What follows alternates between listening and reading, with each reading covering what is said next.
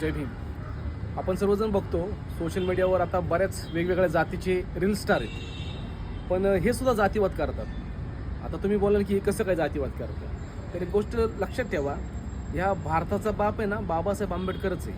भले आता लोक कोणाकोणाला बाप म्हणतात मला माहीत नाही, ते का म्हणतात हे पण मला माहीत नाही. माझ्या जातीचं आहे म्हणून बाप म्हणणं योग्य नाही आहे. बाबासाहेब आंबेडकर हे खरंच बाप आहे, या भारत देशाचे बाप आहे. कारण की संविधान निर्माते आहेत, ते संविधानावरच हा भारत चालतो, म्हणून आपण त्यांना भारताचे बाप म्हणतो.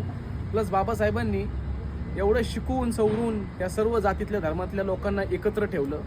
बाबासाहेबांनी प्रत्येक जातीतल्या माणसाला मान सन्मान दिला. बाबासाहेबांनी आज शोषित पीडित दलित लोकांना माणसामध्ये आणलं.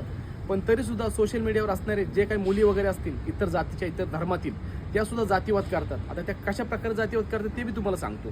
त्यांच्या एकाही आयडीवरनं कधी बाबासाहेबांचा व्हिडिओ सुटलेला तुम्हाला दिसणार नाही. नुसतंच रील स्टार म्हणून घेण्यात काही अर्थ नाही. असले रील स्टार नाही, असले भंगार लोक समजतो मी. सोशल मीडियावर जीही व्यक्ती बाबासाहेबाला मानत नसेल त्यांच्यासारखे नालायक लोक मी कोणच नाही म्हणत. आणि हे जातीवाद करायचा प्रश्न आहे ना ह्यांच्यापासूनच निर्माण झाला आहे. आम्हाला जातीवाद करायचा प्रश्नच येत नाही, कारण की आम्ही कधी जातीवादच करत नाही. आम्ही प्रत्येक महापुरुषाला मानतो, तो कोणत्याही जातीचा असो.